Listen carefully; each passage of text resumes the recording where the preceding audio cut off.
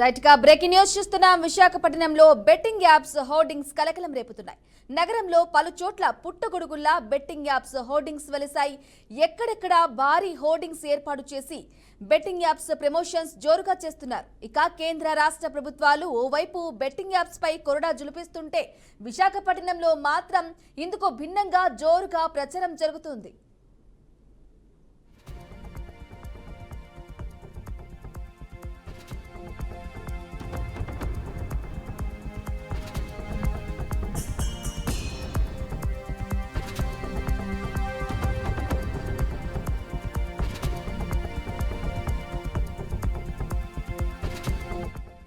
ఇక 1xBet జూప్లే పేరుతో విశాఖలో భారీగా హోర్డింగ్స్ పెట్టారు. బెట్టింగ్ యాప్స్ హోర్డింగ్స్ పెట్టడంపై నగర ప్రజలు ఆగ్రహం వ్యక్తం చేస్తున్నారు. గ్రేటర్ విశాఖ మున్సిపల్ కార్పొరేషన్ తీరుపై తీవ్రంగా మండిపడుతున్నారు.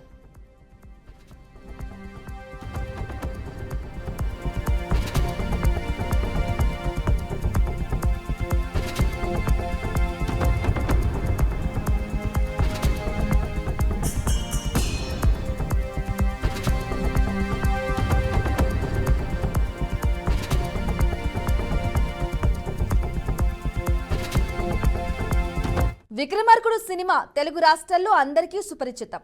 ఈ సినిమాలో హీరో చిన్న చిన్న మోసాలు చేస్తూ డబ్బులు సంపాదిస్తుంటారు. అంతేకాకుండా దొంగతనాలు చేస్తుంటాడు. అలా హీరో ఒక వీధిలోకి వెళ్లి అందరికీ మాయమాటలు చెప్పి అరగుండు కొట్టి వెళ్లిపోతాడు. ఆ తర్వాత మరొకడు వచ్చి గుండ్లు చేస్తామంటూ ప్రకటనలు చేస్తాడు. ఇలా ₹1000 వసూలు చేస్తాడు. ఇలాంటి వ్యవహారమే హైదరాబాద్లో తాజాగా వెలుగు చూసింది.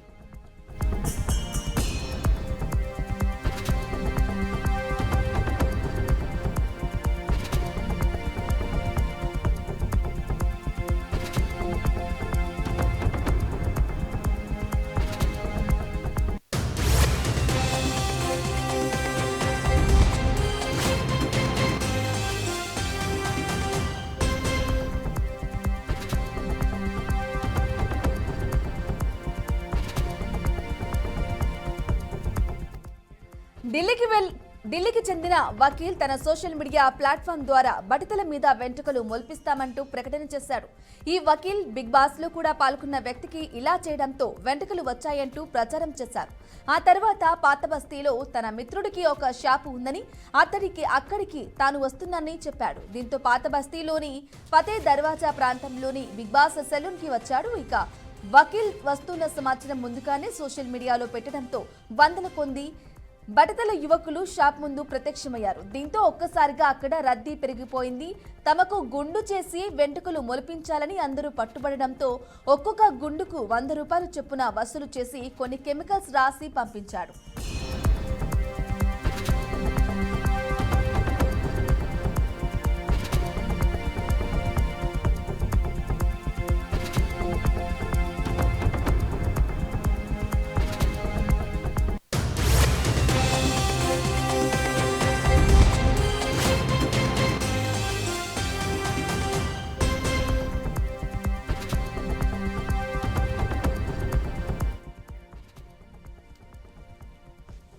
ఆ తర్వాత కొన్ని షరతులు కూడా పెట్టాడు. గుండు ఆరిపోకుండా ఉండాలని, గుండుపైన నీళ్లు చల్లుతూ ఉండాలని, నీళ్లు కిందికి జారకుండా బట్ట కట్టాలి అంటూ షరతులు పెట్టి పంపించాడు. అలా గుండు గీయించుకుని కెమికల్ రాయించుకుని వెళ్లిన వారందరికీ మంట రావడంతో పాటు కొందరికి రియాక్షన్స్ అయ్యి బొబ్బలొచ్చాయి. దీంతో లబోదిబోం అంటూ చాలా మంది ఆసుపత్రికి వెళ్లారు. సాయంత్రం వరకు కొన్ని వందల మందికి గుండు గీసి డబ్బులు పట్టుకుని వకీల్ వెళ్లిపోయాడు. ఇప్పుడు ఈ గుండు వ్యవహారం పాత బస్తీలో సంచలనం రేకెత్తిస్తోంది. ఇక బట్టతల మాట ఏమో కానీ ఉన్న వెంట్రుకలు పోయాయని అందరూ బాధపడుతున్నారు. దీంతో మోసపోయినట్లు అర్థం చేసుకున్న బాధితులు తలపట్టుకుంటున్నారు.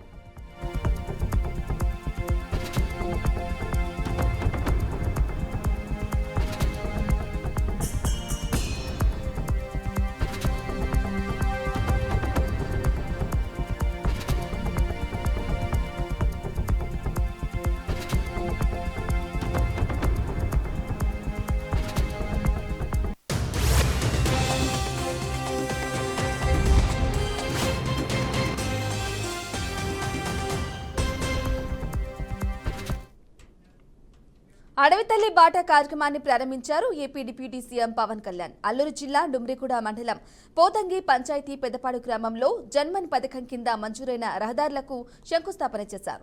జన్మన్ పథకం కింద అల్లూరు ఏజెన్సీకి 16.7 కిలోమీటర్ల రోడ్లు మంజూరయ్యాయని చెప్పారు. గ్రామానికి మరింత సదుపాయాలను సమకూర్చేందుకు ప్రయత్నిస్తానని హామీ ఇచ్చారు.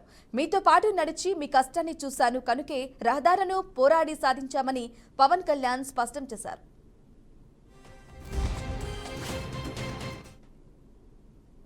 82 ఈ పర్టికులర్ వల్నరబుల్ ట్రైబల్ గ్రూప్స్ ఉంటే గ్రామాలు ఉంటే ఇప్పటి వరకు కేవలం 2605 వాటికి గ్రామాలకు మట్టుకే రోడ్లు ఉన్నాయి, దాదాపు కొంచెం కనెక్టివిటీ. కానీ 1177 ఆవాసాలకు మటుకు ఇంకా రోడ్స్ కనెక్టివిటీ లేదు. సో వాటిని తీర్చడానికి, ఆ రోడ్లు కనెక్టివిటీని పెంచడానికి అడవితల్లి బాట కార్యక్రమం కింద ఇప్పుడు మనం చేపట్టబోయే కార్యక్రమంలో 24-25కి 601 PVTG particularly vulnerable tribal groups ఆవాసాలకి 1069 కిలోమీటర్ల రోడ్లు కనెక్టివిటీని అందించడానికి 1005 కోట్లతోటి పనులు మంజూరు చేశాం. మిగిలిన ఇంకొక 576 ఆవాసాలకి రోడ్లు కనెక్టివిటీ వచ్చే కాలంలోనే, సమీప కాలంలోనే దశల వారీగా మేము అభివృద్ధి చేపడతాం. అలాగే 2000 దీంట్లో 1000 కోట్లు ఎలా వచ్చినాయి అంటే, ఒకటి రాష్ట్ర ప్రభుత్వం నుంచి 49 crores 49 కోట్లు గ్రాంట్ అయితే, మనకి ఎన్ఆర్జీఎస్ కింద జాతీయ ఉపాధి హామీ పథకం కింద దాదాపు మనం 400 కోట్ల రూపాయలు మన జాతీయ ఉపాధి హామీ పథకం కింద మనం దీన్ని ఖర్చు పెడుతున్నాం ఈ రోడ్లకి. అలాగే పిఎం జన్మన్ కింద 555.61 కోట్లతోటి 206 రోడ్లకి 239 ప్రైవేట్ మన ప్రిమిటివ్ వల్నరబుల్ ట్రైబల్ గ్రూప్స్తో పాటు ఇంకొక 206 రోడ్ల ద్వారా 612.72 కిలోమీటర్లకు పొడవున్న 206 రోడ్ల ద్వారా 555.61 కోట్ల. ఆక్వా రంగంపై అమెరికా టారిఫ్ల ప్రభావం తాత్కాలికమేనని వ్యవసాయ శాఖ మంత్రి అచ్చెన్నాయుడు తెలిపారు. రైతులెవరూ టారిఫ్ల అంశంపై ఆందోళన చెందవద్దని ఆయన సూచించారు.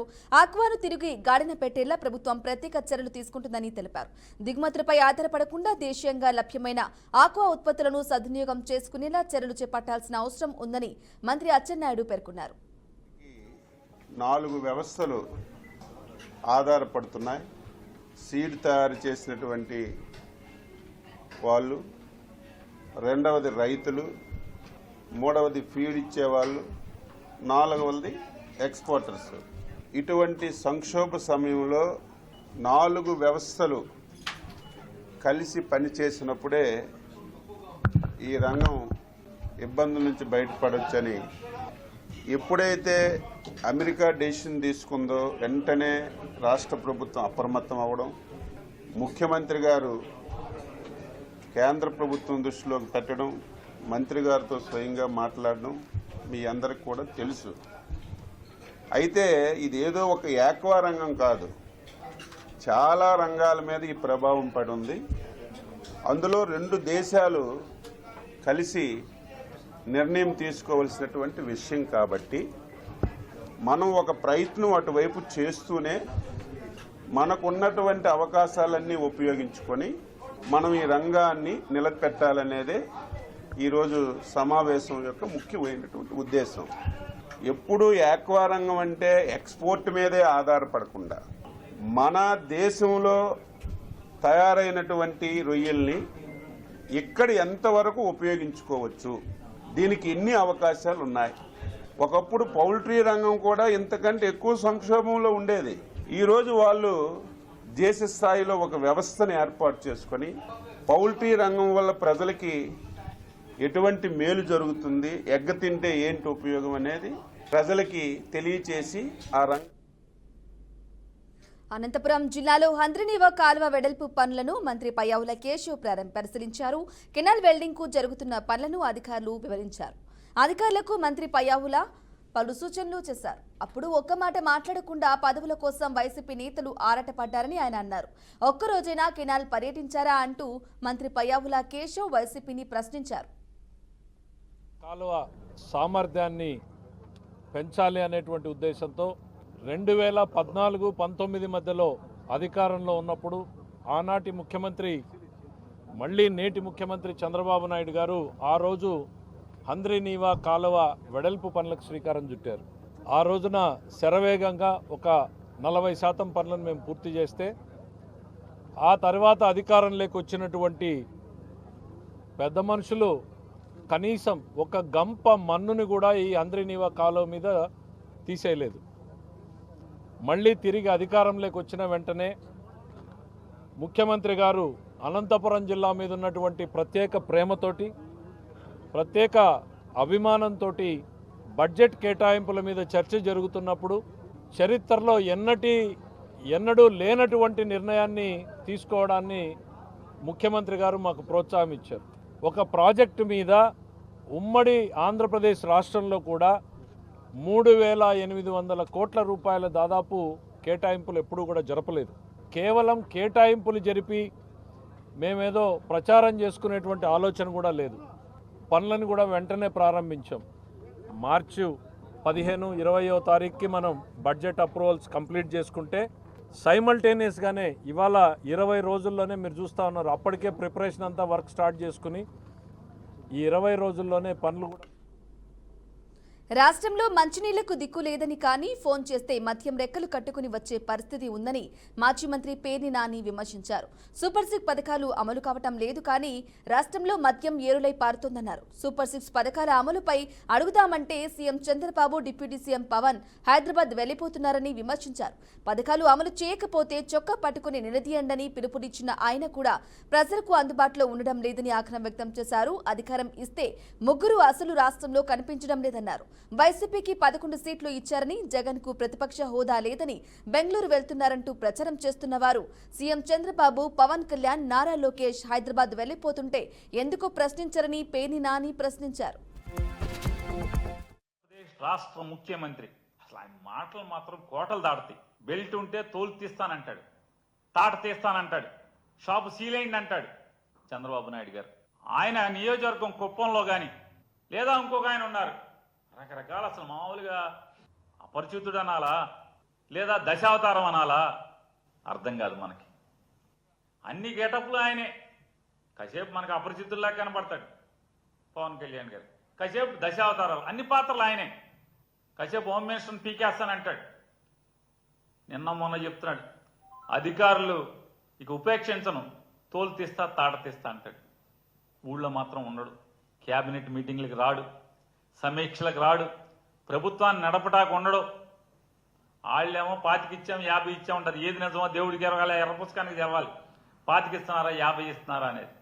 ఇంకొకటి చెప్తాడు ఏదో టెండర్లో ఏదో చూస్తున్నామంటాడు. వీళ్ళ ముగ్గురు నియోజకవర్గాల్లో కుప్పం, పిఠాపురం, మంగళగిరి 3 నియోజకవర్గాల్లో బెల్ట్ షాపుల్లో బ్రాందీ ఏరులై విచ్చలవిడిగా బహిరంగంగా వడ్డీ కొట్లలో ఫ్రిడ్జుల్లో పెట్టి అమ్ముతున్న పరిస్థితి మనకు కళ్ళకు కట్టినట్టు ప్రజలకు కనపడుతుంది. కళ్ళకు కట్టినట్టు ప్రతి బడ్డీ కొట్లో ఫ్రిడ్జ్లో beer, brandy, whisky.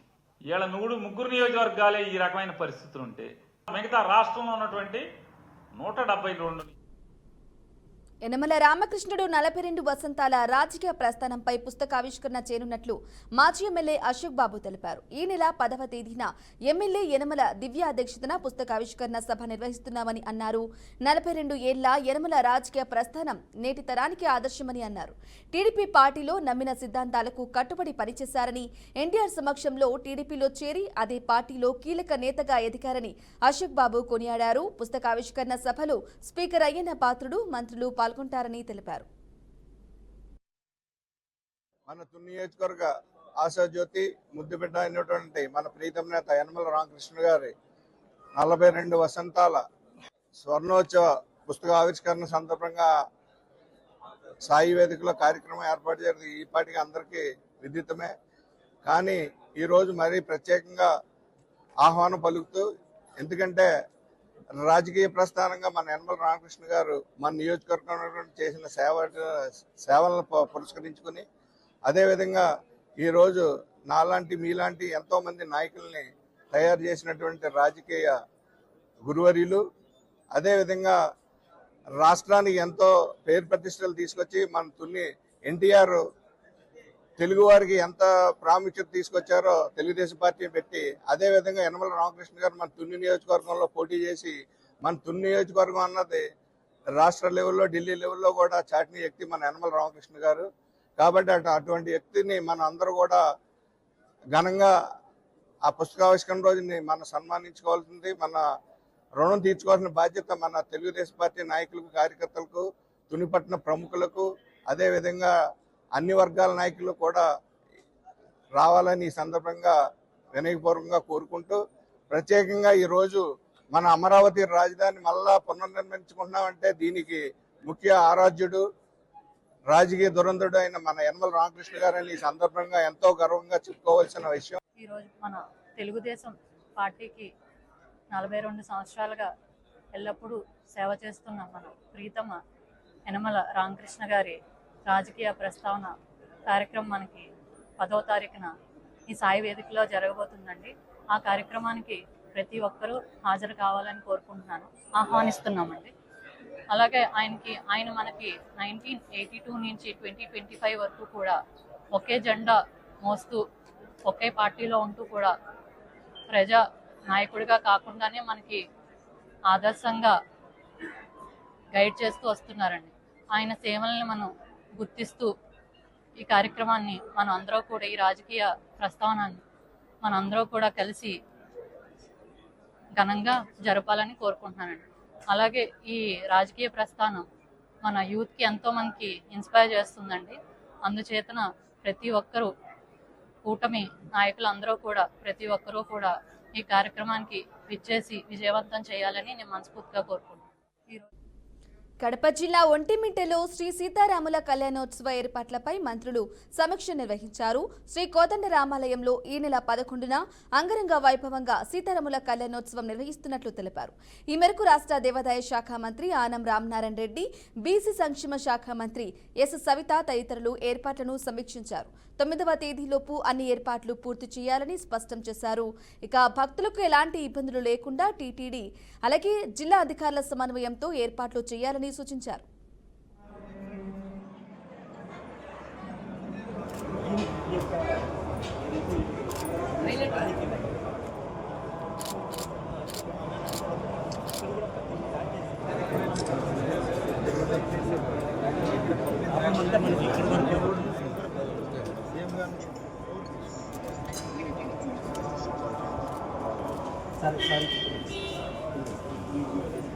Parking places అంతా కూడా పోలీస్ డిపార్ట్మెంట్ చూస్తారు సార్. ల్యాస్ మీద మీకు 13 ప్లేసెస్లో చెక్ పోస్టులను ఏర్పాటు చేయాలి. డిఫరెంట్ డిస్ట్రిక్ట్స్ నుంచి ఏరియా కూడా రిక్రూషన్ కూడా స్టాఫ్ చేసుకోవడం జరిగింది. దిస్ ఈజ్ వీక్ సార్ బ్రహ్మోత్సవాలకు సంబంధించి. సార్ మొత్తం ఎంటైర్ ఈవెంట్లో సార్ ఫైవ్ ఇంపార్టెంట్ ఈవెంట్స్ ఇబ్బంది పడకుండా ఉండడం కోసం 10 సర్వీసెస్ పెట్టుకోవడం జరిగింది సార్. కళ్యాణ వేదిక దగ్గరికి తీసుకురావడం కోసం సార్.